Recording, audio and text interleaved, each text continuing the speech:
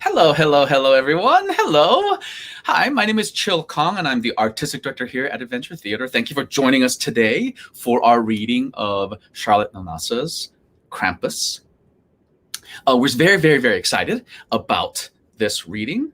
As you know, this is a work in progress, and I just want to go over like what this process is. It does help in our work in progress that we do get some responses. So please, places that you like, or places that you haha, or laugh out loud, or love, please heart or react as much as you would like. It does help letting us know kind of where you felt the jokes were, or where you felt was heartfelt, where things work. That would be really wonderful for us, as well as please know that this is a work in progress. So we're still trying to work a few things out, but this is a really, really fun piece that we're looking for, that we're looking at developing. So thank you for joining us today. I have a few house cleaning stuff, I guess, that we have to do. I still house managing stuff. So our next slide, we are going to, so please know that we have shows up this season. Yes, thank you, Louise. Can we go to the next slide? Yeah. So we have our shows up, our live in-person productions are Fairy Tales in the Sun. Please join us. These shows are actually really fun, and they're outside. There has been, it's been getting warm, but we have misters out there, so it keeps you cool out in the heat. We also have a tent, I believe, where you can get underneath, at least get some shade, but mostly we have the misters that'll keep you cooler, and our amazing actors are also out in the sun, and they're having a grand old time. There's some interaction pieces too where you can get up and dance and enjoy. It's directed by the amazing Stan Kang. So thank you. Hopefully come on out, go to fairytalesinthesun.org or atmtc.org and come on out. Also, we have our auditions for our ATMTC pre-professional program. That's our ATMTC pre-professional program. Please come out. We have some in-person options available, but we also are doing digital options. So visit atmtcacademy.org. That's atmtcacademy.org and join us. We would love to get you and your kids into our program. It is a world-renowned program, and we are very, very excited about the process. Yes, next slide, please. We also, all the stuff that we do takes a multitude of hours with a lot of people. So we hope that you take a minute to go to atmtc.org and donate what you can. Again, go to atmtc.org to donate today. We would really appreciate it. We do this once a week, every week, and we've done it throughout the COVID times. And as we're coming out, we'll still do these presentations once a week mostly. There'll be some breaks in between, but we're going to try to continue this. And so for Louise, our amazing stage manager, when I say "and away we go," that's when we start. So that has been the tradition here at ATMTC Adventure Theater. All right, everybody, are you all ready? Okay, and away we go.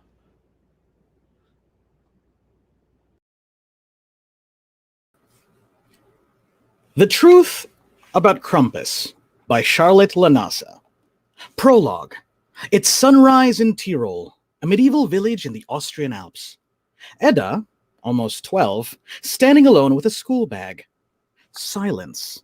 Then 1 million cuckoo clocks go off at the same time.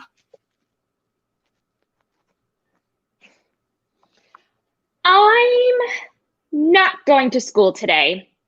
I'm not. That's right. This is it. I've made a decision. I'm going. Lights up on a gate made of gingerbread.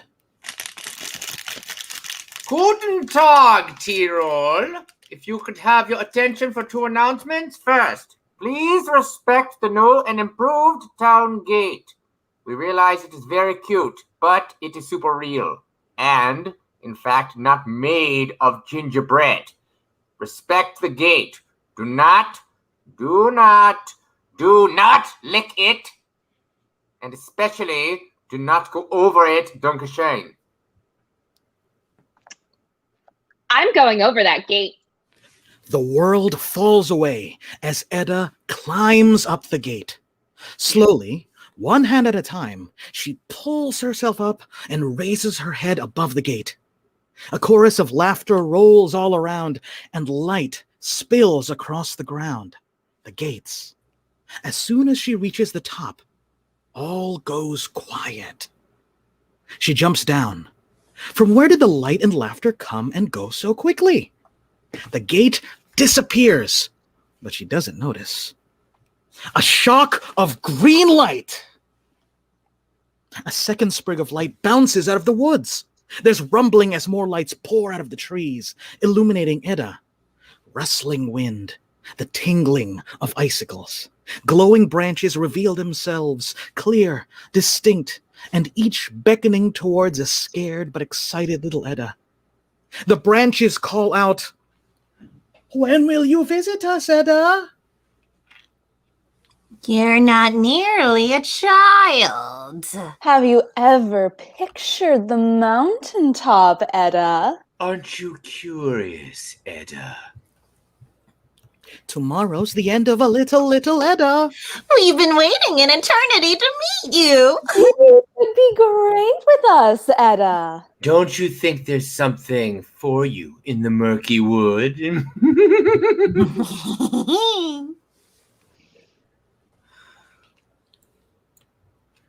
Scene 1. Lights up. The megaphone crackles to life. Edda is stuck on the side of the gingerbread gate, trying to climb over it. Missing vagrant! We have a missing vagrant! Climbing faster, climbing faster, climbing faster. Little Edda didn't show up for school today. By order of the clergy, all hands on the deck. Bring back tiny missing vagrant. Missing vagrant, missing vagrant, missing vagrant, missing vagrant. Vagrant! That does it.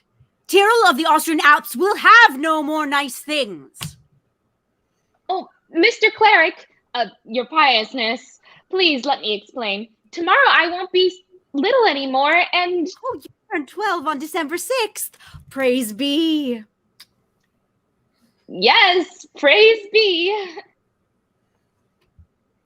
Happy almost birthday and happy St. Nicholas Eve. Dankeschön, your piousness. Have a wonderful last day of childhood. And if you see that missing vagrant named Little Edda, tell her to quit messing with my megaphone. Hey, I didn't mess with the megaphone. Oops. What do you mean you didn't mess with the megaphone? Cleric 1 runs on stage. Edda of Tyrol, unhand my formidable gingerbread gate this instant. The ensemble rushes to the gate and lifts Edda off of it.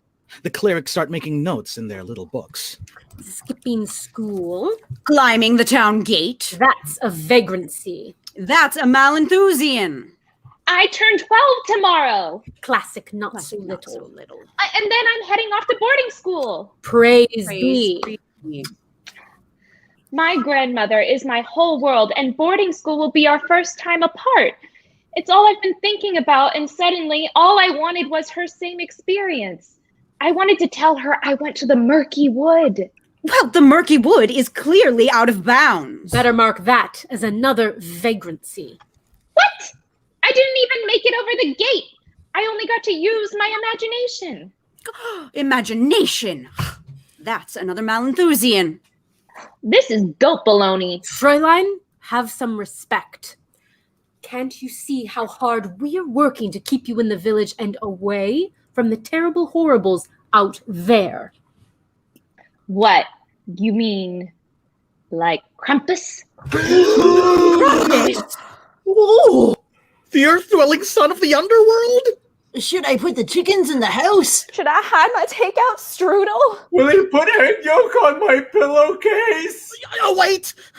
Our only real fears are the ones announced by the clergy. Your piousness? For the clergy's official stance on Krampus, turn your attention to rule 7/9. Megaphone? The megaphone is broken, your piousness. Again.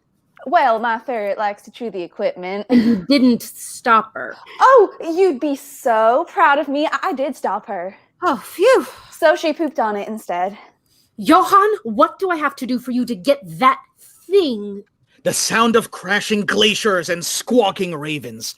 The world falls away, and Edda is alone in her imagination. Goddess appears as a shadow. Human connection. That's what this underworld needs. Cleric 1 and 2 appear as Goddess's raven attendants, dread and despair. Human connection? What's that? Oh, it's a mild form of contact dermatitis. Delightful. Humans used to love me. They worshipped the goddess of death and the underworld, but now they're distracted. That St. Nicholas is practically a door-to-door salesman. Oh, well, your deadliness. His thing is taking care of the poor and vulnerable. Yeah, and humans dig that. What? Well, they can't rely on him to do that. Humans need to look out for one another. Perhaps I could teach them, but I need someone to close the gap between us. Demons, circle up. A touch of fur. Now, split the tongue, pointed horns that scare the young. Hold still now, we're not quite done. Beady eyes are half the fun. You'll haunt the wooded mountain steep. Some hooves you'll borrow from a sheep. Claw your way into their hearts. Have they forgot they're dying from the start? They loved me once, but better still, my darling boy, give them a thrill.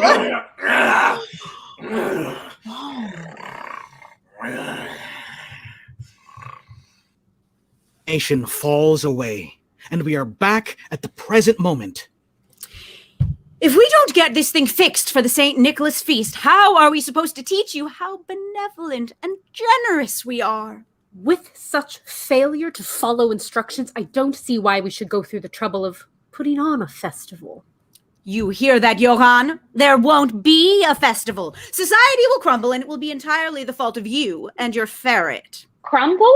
It's not like we always had a megaphone. And actually, my grandmother says the magic lasted so much longer in the days when Krampus visited on St. Nicholas Eve, which is tonight.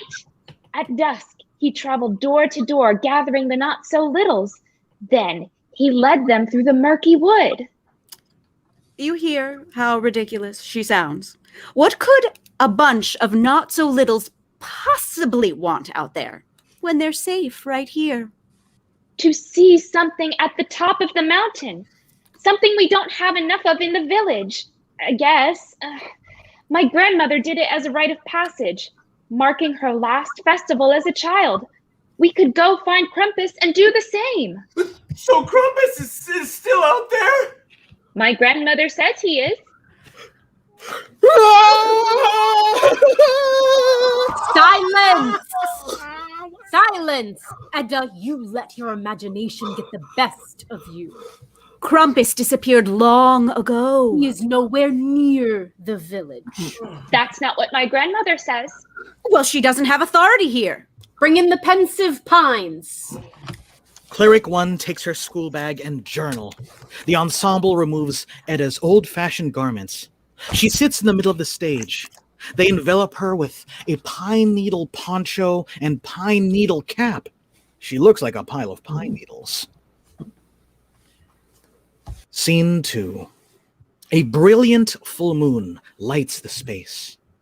Edda is alone on stage in her pile of pine needles. One enters dressed as a mechanic. They climb up the ladder and go about fixing the megaphone. They finish and press a button.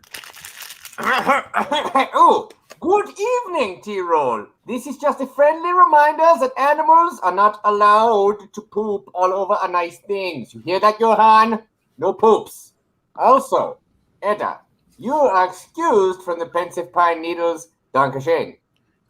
Edda is about to get up, but one stops her.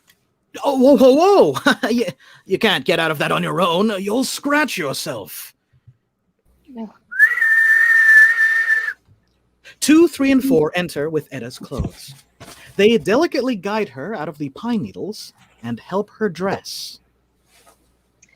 Thanks. Have you been punished for vagrancies before?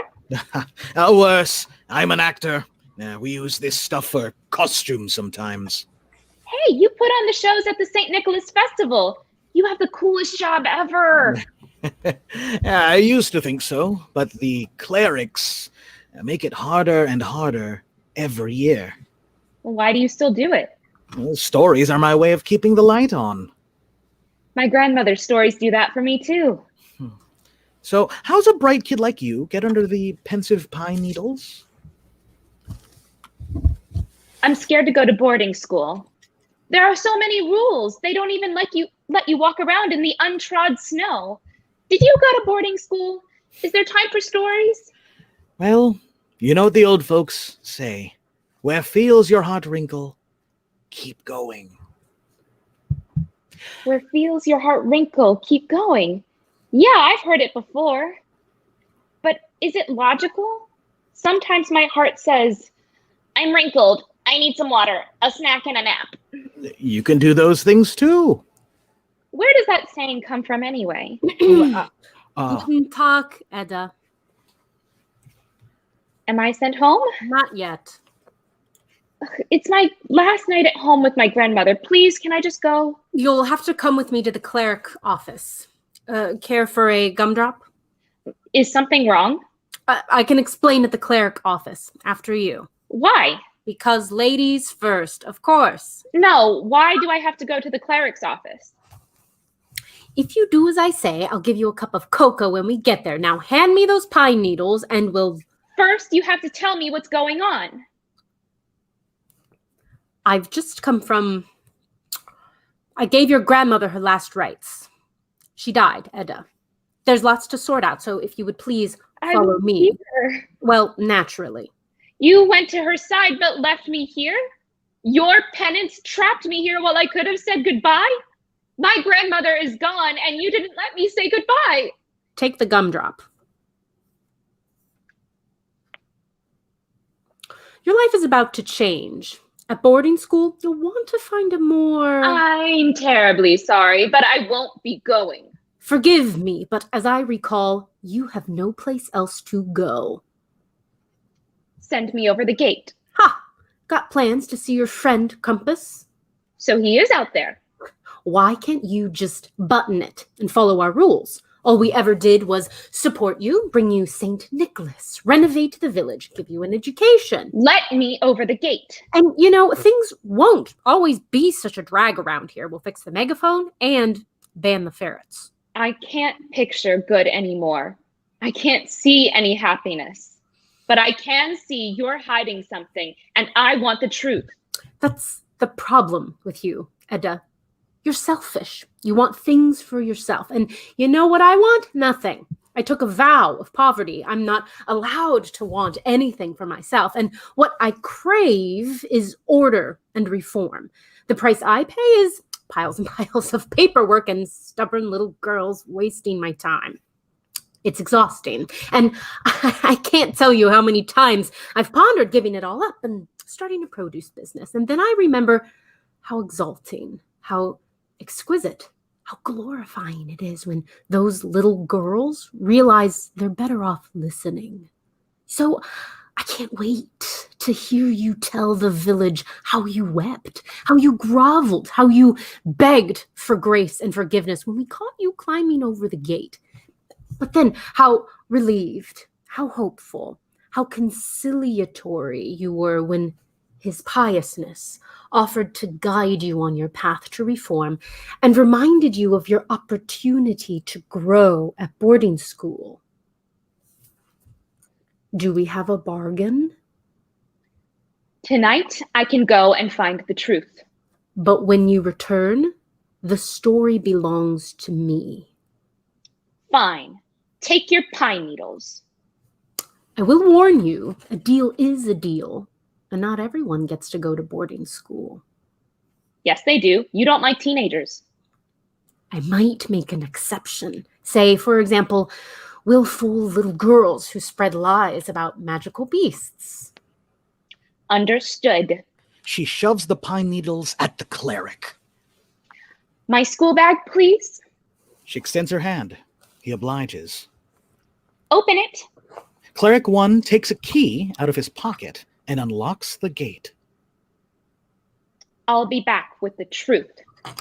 She pushes the gate open, walks through, and disappears. Cleric 1 shuts the gate. A million cuckoo clocks go off. Scene 3. The lights get dark. It's spooky. A voice in the trees creaks. Edda looks behind her. The gate is gone. No one is there.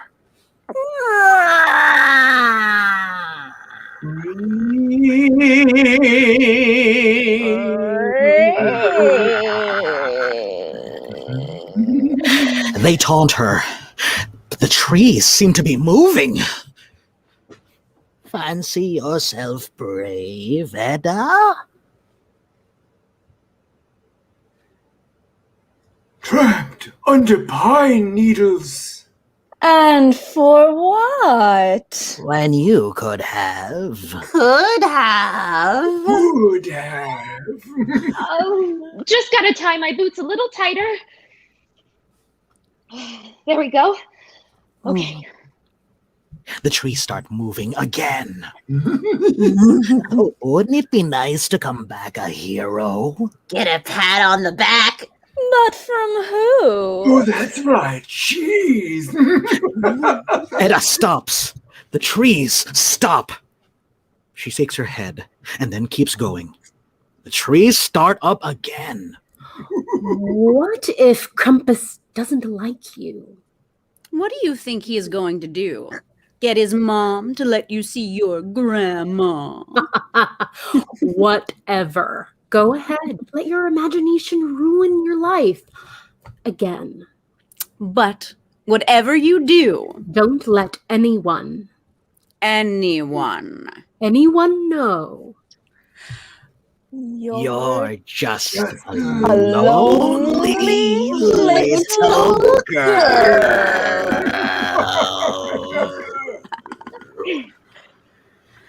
I won't.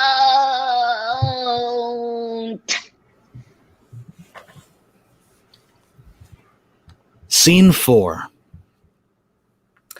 If that's how you're gonna follow, I don't see why I should take the trouble of leading.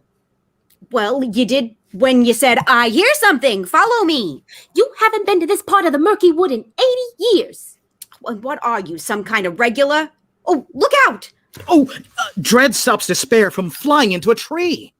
Oh, you tripped me. Dread and Despair emerge. They are ravens. Are you all right? You almost flew into a tree full of sprites. Looks like we've descended miles searching. This place is nothing but trees. Yes, the humans call it the murky wood, which is Latin for, of course there are trees. What did you expect? My point is, no funny business, please. Oh, you're just scared that if you're not bossing someone around, that you'll be out here alone, searching for a wayward soul and looking like a fool. Well, I wouldn't like to be here alone. I wouldn't either. Oh, wayward soul spotted, I repeat, wayward soul spotted. Wait, excuse me. You're out of bounds. Oh, no, please. I can explain. Oh, really? We've been doing this since the Big Bang, and you think we haven't heard every plea in the book? Ugh, they all say the same thing. I want to sneak into the cleric's office. Who's gonna return my DVDs? I want to poop on something. I'm out of bounds with permission. The cleric opened the gate for me personally. Cleric. Clerics don't call the shots in this world. How many times did we tell you at registration? The bad news is You're dead. The good news is human equality. The cleric is a schmuck. Now, back to the underworld. Wait, I don't think I died yet. Oh, for dying out loud. She really gonna make us do this? It's your turn. Oh, flash check. Dread flies over and lands on Edda. Ooh. We've been lederhosen. You're a raven. Oh my, you are flesh and bone. Well, the kind that isn't rotting? Oh, that is some too solid flesh indeed. Do you lift? I'm Edda. Oh, are you a witch?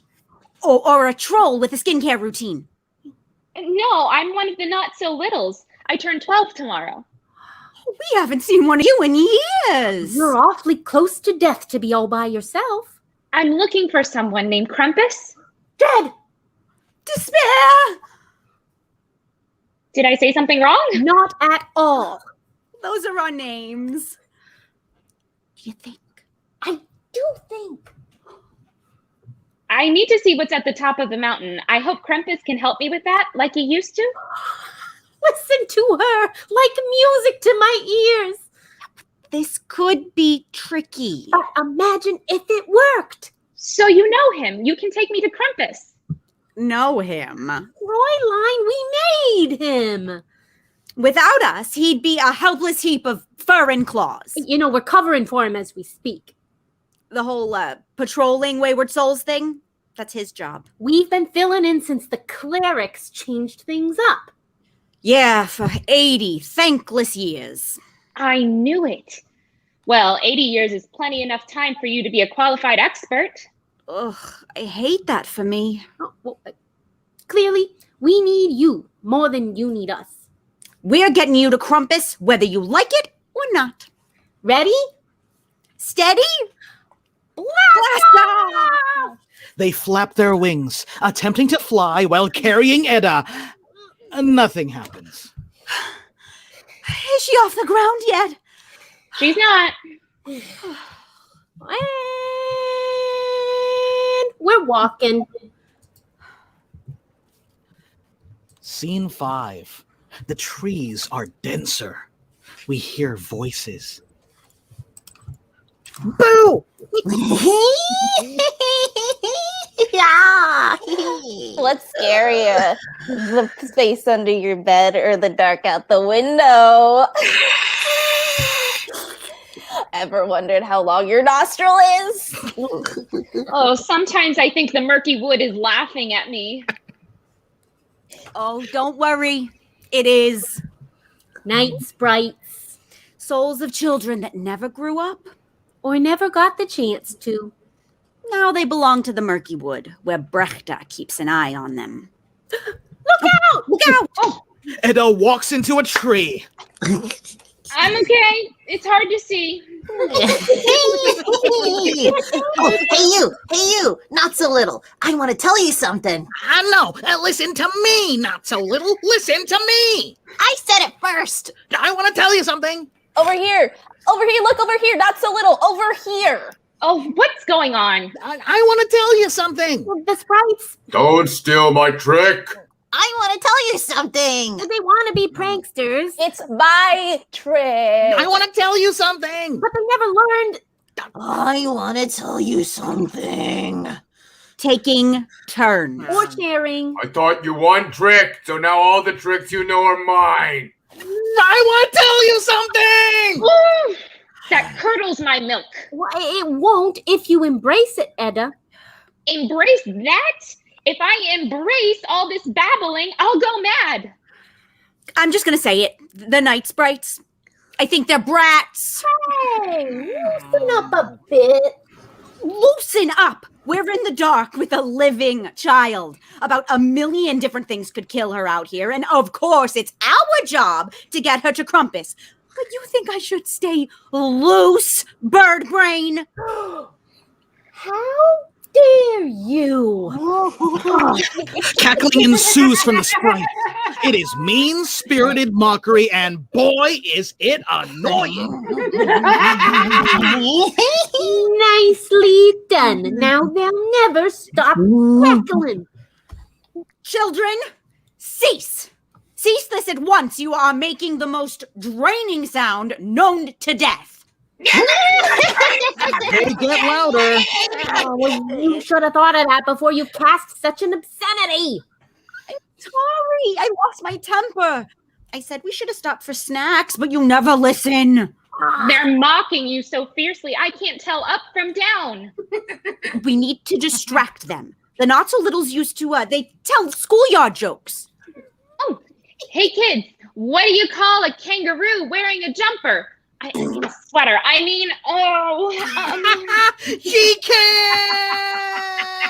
She can! She can.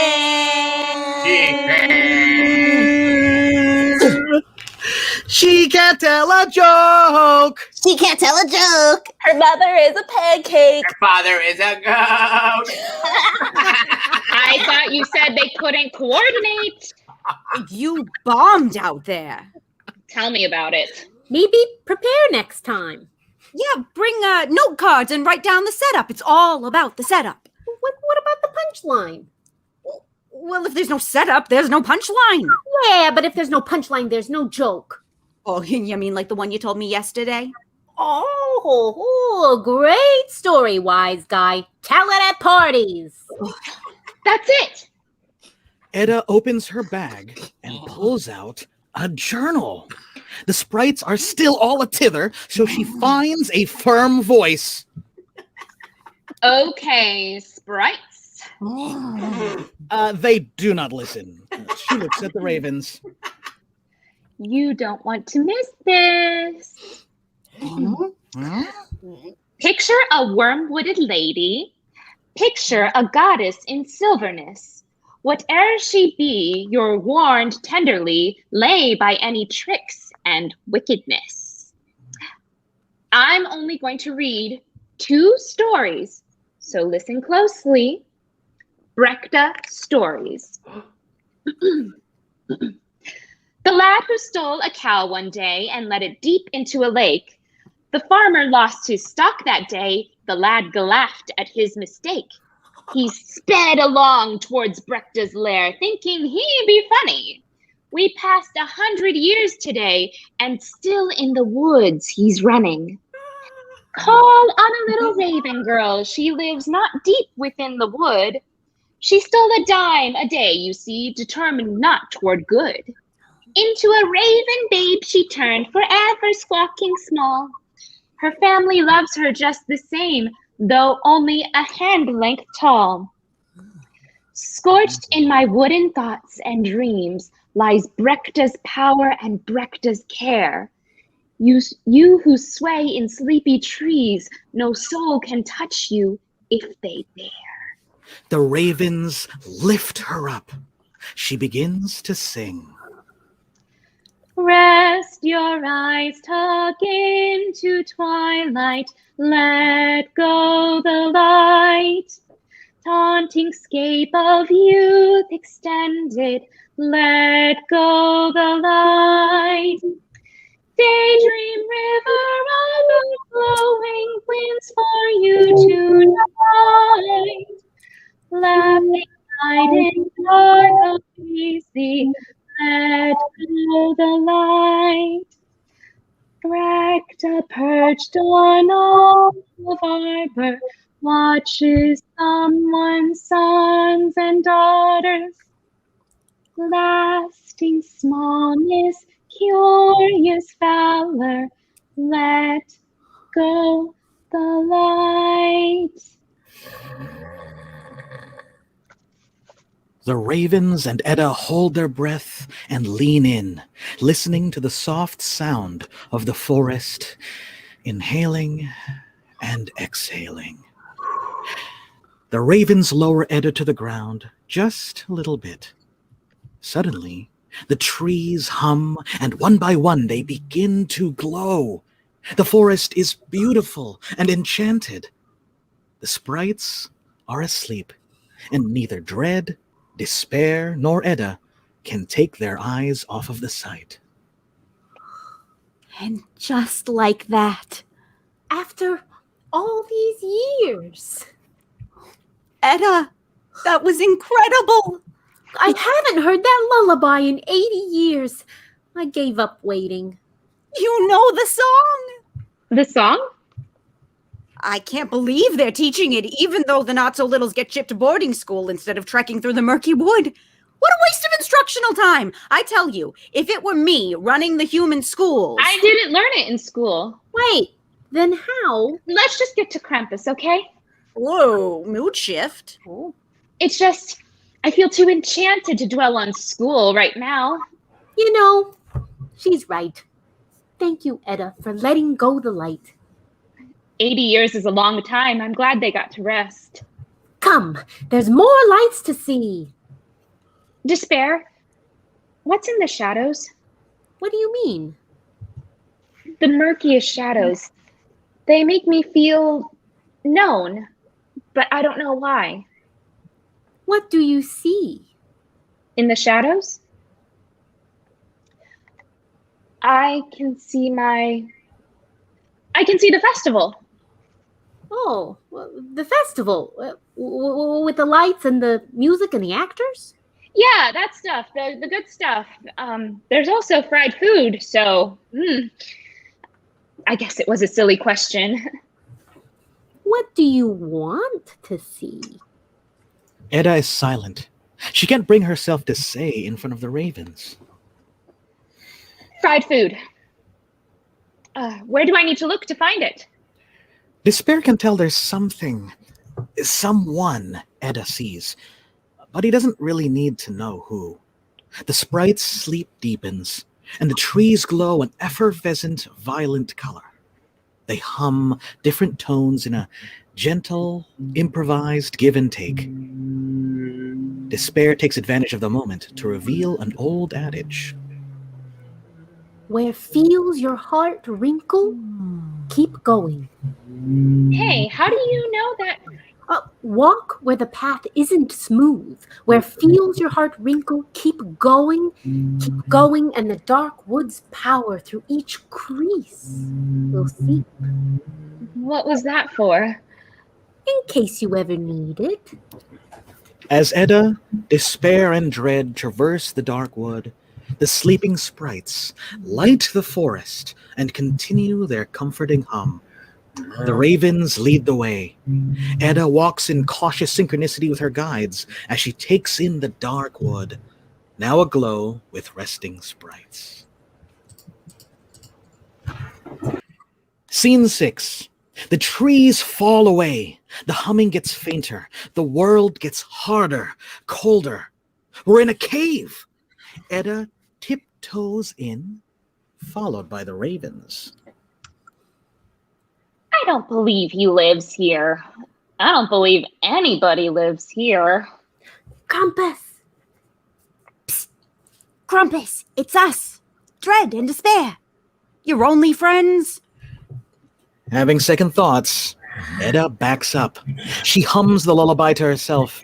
She sits at what appears to be a rock, but then she jumps up! It was a sleeping Krampus! Hey, Krampus, hey, buddy. We didn't mean to disturb. You brought your kid! A really human kid. Remember? You love those. Nice to meet you, your Krampusness. My name's Edda. I'm one of the not-so-littles. Hey, so I'm ready when you are. The top of the mountain. It's calling. I'm ready for the trek.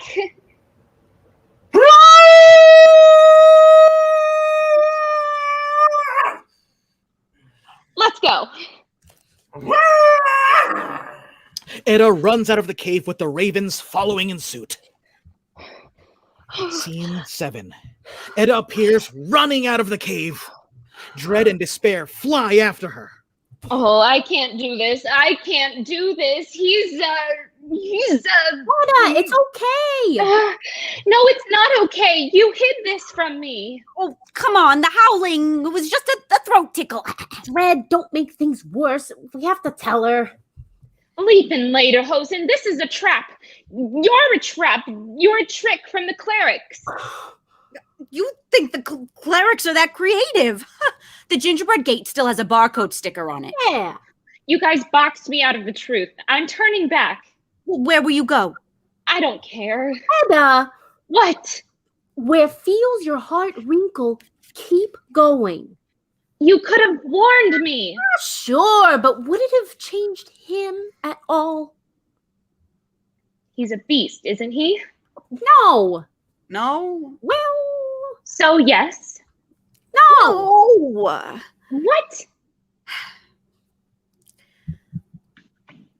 Krampus has a human heart and a human voice, but right now both are buried way deep down beneath the dirt, so all we see is beast, and it's hard to imagine anything else with claws and fur and tongue and that, He has a human heart and wouldn't hurt anyone. He just lost his voice. He's hurting. So what we really need to do is get his voice back from the clerics. The clerics didn't take it. It was his mother. When the clerics realized they wanted all the glory of St. Nicholas for themselves, they built the gates and forbade Krampus ever to return. Krampus was devastated, crawling to his mother's icy kingdom, resentful and ravaged by shame. He begged the jealous and prideful goddess to make him fully human, begged her to unravel her creation. The shadows of Krampus and goddess appear for Edda. Human? You want to be a human? To what? Appease the fools that did this to us? Be their little St. Nicholas 2.0? Or maybe you want to erase my legacy, throw away my one recognized contribution to human happiness. Is that it? Tell me, Krampus, how exactly would you like to ruin me? So she took Krampus's human heart and buried it in the dirt. Goddess casts a spell, ripping out Krampus's heart. He howls. His heart descends. Slowly, the shadows disappear. To this day, Krampus's human heart sits beneath the surface of the earth, and trapped within its vessels and arteries lies his voice. He lives in that cave with the body of a beast and the spirit of the dead, wounded, lonely, and unresolved. If I return to the village with proof that Krampus bears our same humanity, maybe his heart and his purpose can be restored. Well, that's what we thought when we saw you. But that howl. Okay, can I just say it was a roar?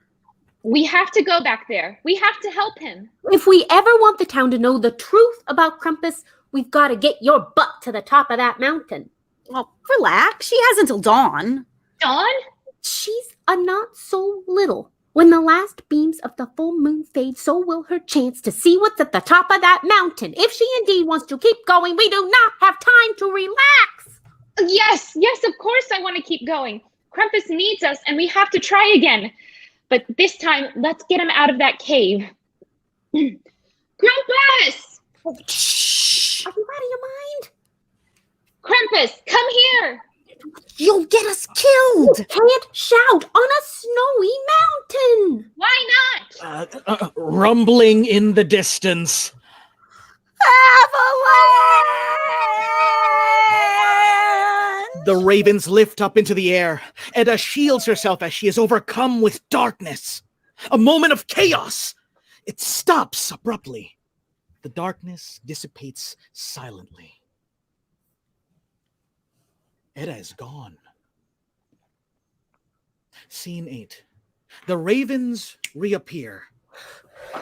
They see each other. They see that they don't see Edda. They look around in guilt, desperation, and uncertainty. When they finally begin to speak. I wasn't prepared to... I know. We should have started by... I know. And then she didn't know. And we didn't know that she didn't know. Does that mean it's okay? No. Or at least I don't feel okay. Well, I don't feel okay either. What do we do? I think we just have to be sad for a minute. Okay. For a minute. However long, I think. But a minute's a good place to start. Mm-hmm. Okay. A long silence while the ravens sit together being sad. You know, it's weird. People don't really die where we come from. There's a lot of death, but not really any dying. I'm sorry if I act like an expert sometimes. Come to think of it, there's a lot that's never happened to me. Me too. I'm sorry if I act like an expert too. Oh, it's okay. It's not your fault. Thanks. You too. Do ravens hug? Certainly not. Well, I think it would be fitting for the circumstances. How would we possibly coordinate that? You go right and I go left. Hugging is for crows. So we're a great deal larger and smarter than crows. Edda would want us to hug. Well, she isn't here now, is she? Dread refuses to look at despair. I'm sorry. I guess I need more than only a minute. Dread ooches closer to despair. Slowly, despair lifts up a wing and lets it rest behind Dread. It will be okay. I hope so. Come on. Dread. Yes. Should we face any more deplorable, never-before experienced circumstances, I think I will take a hug. Okay. Shall we? They leave. Edda appears, covered in snow. I'm here. Oh, hello? I'm ready to try again. Hello? Dread? Despair? Dread? Wrinkled heart. You're unwelcome here. She starts to look for a path back to the village. Quiet is awfully deafening when you want to find your way home. In the distance, we hear carolers. Their singing is wordless and angelic. She's about to follow the sound back to the village, but then she senses something. It's Krampus! He sits on the edge, listening to the carol. He doesn't notice Edda watching him. Run, Edda, run! Go back to the village! But she doesn't budge. Something in her can't take her eyes off Krampus. The singing stops. Krampus senses something. They lock eyes. Krampus freezes. Can we just listen to the carols, please? When they start up again?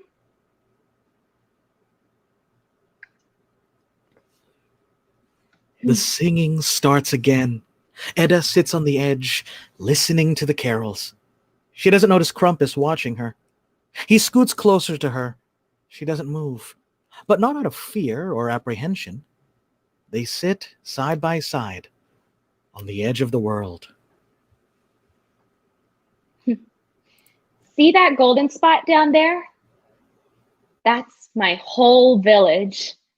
A small place filled with noise feels like its own universe, and life within that gates can get awfully loud from up here.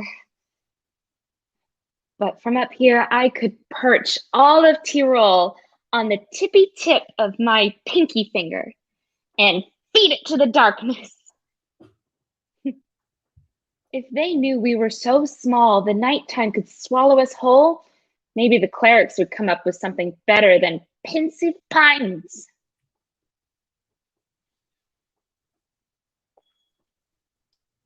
I know how you feel. It's funny. That's the first good thing I've imagined since this morning. Hiking. Open.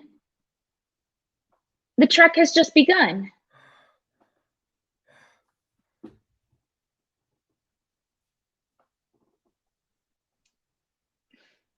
I was thinking about giving up. Dawn will be here soon.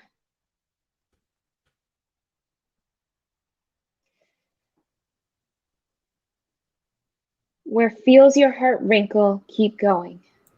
She climbs aboard his back. She grabs a bit of wiry matted hair. She grabs another bit of hair. Should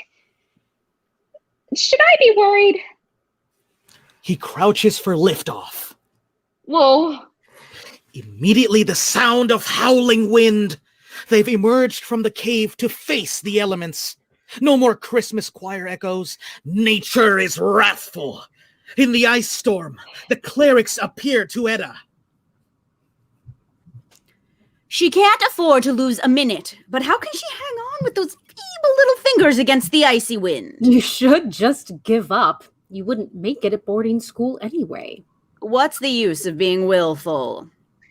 I'm gonna keep going. Seriously? The truth is so interesting that you'd risk the rest of your life. Speaking of the truth. Whose fault is it really that you weren't there? No one's. You mean Krampus? You mean Krampus? He thought he was so clever. You can make me cry, but you can't stop me from getting to the top of that mountain. All we ever did was support you. You're selfish, Edda. Selfish. If you had just followed the rules, you could have said goodbye. Where feels your heart wrinkle, keep going. Walk where the path isn't smooth. Where feels your heart wrinkle, keep going. Keep going, keep going. And the dark woods power through each, and the dark woods power through each crease will seep. Scene 9. Lights up. Edda is alone. She looks smaller than ever. The stars are getting brighter, but the air is getting thinner. Will it get easier when we reach the top? The sound of shattering ice and 1,000 screeching ravens. Goddess appears. Lonely eyes, feeble fingers. You're beautiful. Impulsive. Looks like the Nutsalettos have returned to trail the edge of life and death. I came alone. Oh, brave for one so small. But surely that magnifies your marvelous. I think I lost my marvelous. Then we'll have to look for it. All you humans have that little bit of lightning, that sniff of sparkle that makes me laugh and sob in the same snort. Storytelling? Yes. Soul spiraling towards death with every breath. Always have the brightest things to say. I don't think I can tell stories right now. Oh, the air's a little thin. You'll get used to it. I feel like I turned my rib cage inside out. That's how you meet a new person. I think I hate them. Ooh, that's good. Use that. To tell you a story? You didn't think the icy jaws of the underworld would open with a simple please, did you? Edda opens her bag and takes out a notebook. Okay, here goes. The lad who stole a cow one day and let it deep into a lake. The farmer lost his stock that day. No, not the bit with the gluffing. Brecht is actually kind of a stick in the mud. What else have you got? Call on little raven girl. Blah, I'm sick of ravens. What have you got that's human? I only have what I wrote down. Tell me, Edda, why are you here? How do you know my name? You came all the way up here by yourself. There's a story there, and I want you to tell it. Is my grandmother with you? Can I see her? Little girl, it's been 80 years. I'm not waiting another minute. Besides, don't you want to spend time with a goddess? My notebook. Take my notebook. That's not what I asked for. Well, I didn't ask for childhood to end the second life strikes 12. I didn't ask for the rules and boarding school and megaphone maniacs. I didn't ask for gates of baked goods to lie to me about the darkness and starve me in my brain. And I didn't ask to lose my goodbye. I opened my mouth and my jaws shut tight with the candy-coated cleric frosting piped on that stupid gate. I feel tears piling up behind my eyeballs, and the harder I cry, the glass marble in my throat gets a new layer, and it's pressing and pushing, and it hurts, but I won't let it burst because they stole something from me. They took my goodbye, so now I have nothing to give but this leather-bound book of forevers. And close my eyes. My brain won't show me goodness when yesterday it could. Okay, I don't think I want to take your book. But I have nothing else to tell you. You need a minute. Come back tomorrow. But tomorrow I turn 12.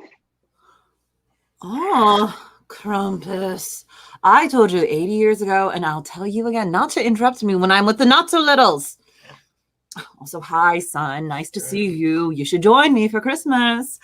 I'll make a casserole. What? Your heart.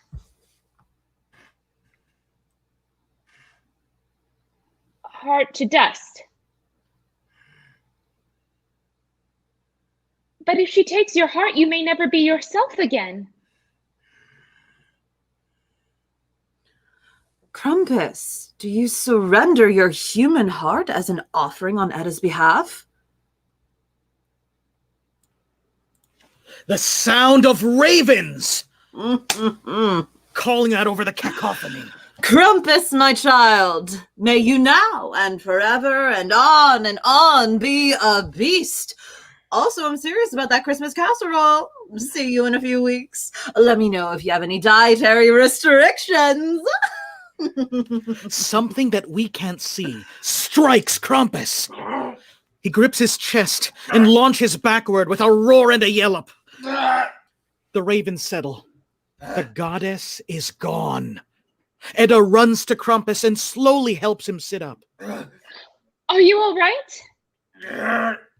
Show me where it hurts. Oh, you must be in some sort of pain. No. What? No. Oh. You can talk. No. I mean, yes. Your voice.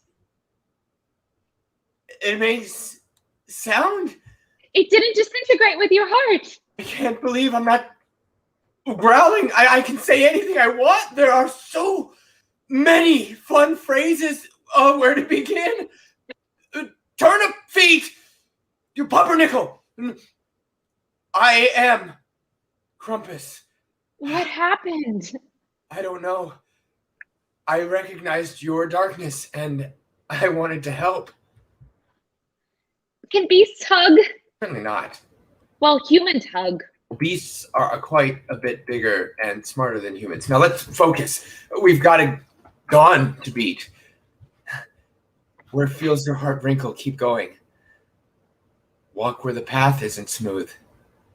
Where feels your heart wrinkle? Keep going. Keep going. And the dark wood's power through each crease will seep. The sound of crashing glaciers. Lights stream out of the crevasse. What do you see? Moments I've seen before. I see good days and bad days, breakfasts and bedtimes, my childhood dancing in color. They're just flashes, but every edge is touchable. I want to hold them in my hand. When you look into the underworld, you see the childhood memories you'll soon forget to remember. Take a good look. They'll be gone before you know it. But I want to hold on to these forever. You can't. But for a moment, you can reflect. And when you go back down the mountain, they won't feel so heavy. Edda turns. She sees her grandmother. Grandma? Here you can cherish what was and behold what is. I'm here for one last bedtime story. Goddess! Mom! That neither of those feel right. I am scared to say this, but I know it's true. I'm sorry for my sadness and my rage. I'm sorry for my worry and woe. And thank you for my claws and my fangs and my eyes and teeth. Thank you for the mountains I face and the fears I create and the lights that illuminate dreams. None of it is human, but it's all right. And I think I'm here so that souls can be human. I'm happy to be a beast or a demon and everything in between, as long as there are stories to tell and memories to dream. The northern lights shift to early dawn. Goodbye may be the murkiest shadow, but still a place where I can say I love you, and that sheds so much light. Dancing beams that show me there will be stories that I can fill your book with, Grandma. Our leather-bound book of forevers. I'll write down the whole world so that I can see it, and you can see it in my heart. I still have love and life, and I will share it all with you when I put ink to paper, I promise. Goodbye. I'll write and I'll share. Goodbye. Ravens begin to screech. Ice begins to crush as the crevasse slowly closes. Are you okay? I will be. Dread and despair appear. Ah! Am I broken? My eyeballs are leaking. I didn't want Grandma to leave. It's too early in the morning for emotional heavy lifting. Dread, despair. We thought you were dead. We returned to our usual post in the underworld. We thought we would see you there. We were so worried you went back to those heartless clerics. Well, Dawn has arrived. She does have to go back there now. You? Now that we can have a real talk, boy, oh boy, have we got a job competency bone to pick with you. Oh, hang on. First things first. I have to get down the mountain before dawn. Can we make a map happen? Oh, I know which way to go. Oh, this way's north. Well, that's nice, but we want to go west. Who put you in charge? Excuse me, Ravens. Speaking of job competency, I think I can take it from here. The lights fade. Scene 10. Lights up on Edda and Krampus on the mountainside of the gate as they hug goodbye. It's still dark, but dawn is fast approaching. I wish Dread and Despair were here to see how amazing goodbye hugs are. It's not really goodbye, is it? It might be. I leave for boarding school today. Well, that's not forever. It's just super dull. I said boarding school, not boring school. Yeah. I'm sorry. I'm asleep just hearing about it. I have something for you. She opens her journal and carefully tears out a page. My grandmother used to sing the Sprite lullaby to me every night. I was thinking you could do the same for them. Did your grandmother write this for you? A long time ago. If you take it, they'll have someone to sing, and you'll have someone to sing to. You won't have to be alone anymore. But you'll miss your grandmother. And that's okay.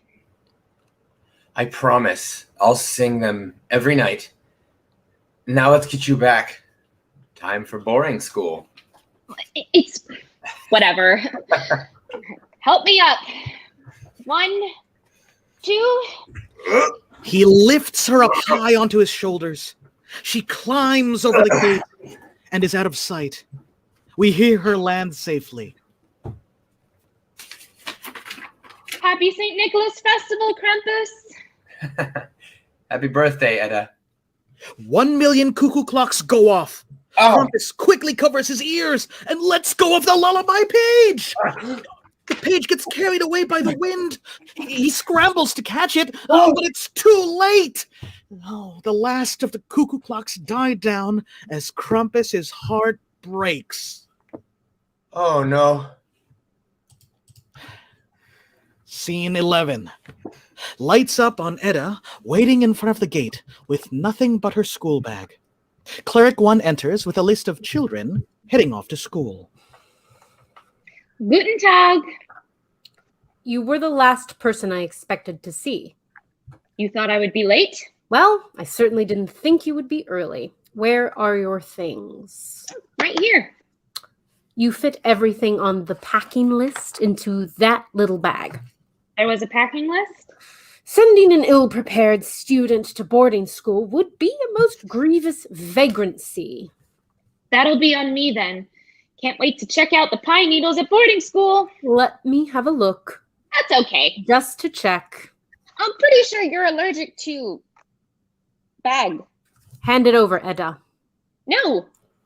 Just then, disheveled Cleric 2 comes flying in. Your piousness! Your piousness! Ravens! Ravens! So many ravens! What happened to you? Speak words. A horrible flock of 1,000 ravens destroyed the cleric's office and the megaphone and the boarding school. Everything is covered in poop. Poop. Raven poop. We're not safe out here. What if they come back for us? What are you doing? Using you as a human raven poop shield? Away from me. Well, wait! We can take turns! They run off stage. Hey! Where am I supposed to go? I don't have anyone. A pageant wagon rolls up. Well, my fellow actors, the St. Nicholas Festival is literally here, and we're back to our usual muddle. I told you not to leave the script in the cleric's office. Oh, like it's safer out here with your hygiene habits? Wait, I just realized something. We finally have a day without surprise exit drills to cancel everything. No, we're not doing star tours for St. Nicholas. But I think that my character, Luke Skymopper, really embodies the spirit. Okay, clearly we're too upset to collaborate. Everybody take 5. Excuse me. Do you guys need a little help? We've got to rewrite tonight's performance for the festival. The ravens pooped on the script. So I heard. Where did all the parchment go? Well, I needed a napkin. How are we supposed to write a new script from scratch? I think you should add me to your troupe. Well, are we looking at the same troupe? I need a place to go, and I'm not perfect, but I do have a notebook and an idea. I mean, sounds good to me. Hey, actors, 5 is up. Everyone, huddle up and listen to Edda. They make a huddle, and Edda starts giving instructions. Edda and her new troupe prepare to perform. Someone pulls out a guitar. Somewhere on the mountain, Krampus reunites with dread and despair. Dread, despair, I ruined it. It was going to be perfect. We were going to sing. Oh, man, I can't believe I lost it. What did you lose? Edda's lullaby lyrics. Well, this is a calamity. I didn't even know we had those, but now that I know we did, I am distraught. I know. How can we sing when we know the other version is better? We'll just have to give it a shot. Give it a shot and risk exposing our emotions while being imperfectly musical? Exactly. Krampus begins to sing the melody on a simple ooh. Dread and despair join in. Edda sings. Rest your eyes, tuck into twilight, let go the light. Taunting scape of youth extended, let go the light. Daydream river overflowing, winds for you tonight. Lapping tide in dark obeys thee, let go the light. Wrecked up perched on arm of arbor, what is someone's sons and daughters?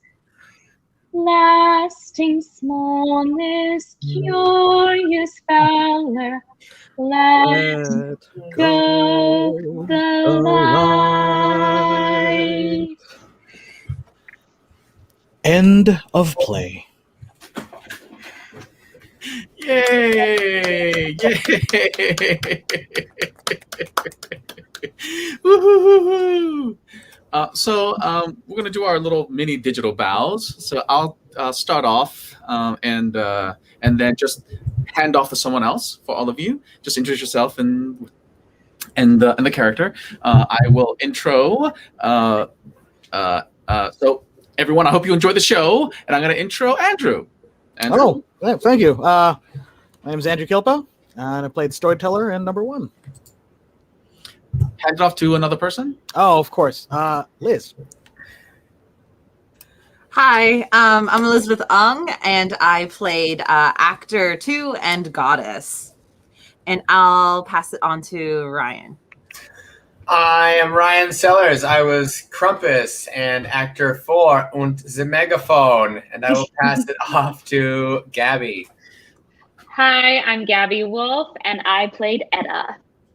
Pass it off to KT. Hi, I'm KT Aylesworth. I played actor 3, and I'm going to pass it off to Despair. Hello, I am Despair, also known as Catherine Zorb. I was Despair and the first cleric, and I shall pass it off to my other half, Marnie. Hi, I'm Marnie, and I was second cleric and Dread. And of course, Luis, who is our stage manager and our digital master, going through helping us. Yes, thank you. They were fantastic in supporting our going in and out. I do want to say thank you again. I'm doing a little wrap up. So thank you, woohoo. Of course, Charlotte. Thank you, Charlotte, for sharing your gift with us. Yay, magic, magic, magic. This has been an interesting journey, and I know there's so much more to go, but it has come such a long way. So I want to thank you, Charlotte, for sharing your voice with us. Also, just another reminder, we do this once a week, so please donate if you can. Go to atmtc.org, that's atmtc.org, and donate what you can. We also have our show, Fairy Tale in the Sun, so please join us. It is in the sun, out in the field, in open space, and it is in person. Yay! So again, thank you so much for joining us. Thank you, thank you, thank you, thank you, thank you, thank you. We will see you next time. Bye-bye! Bye-bye! This is our goodbye.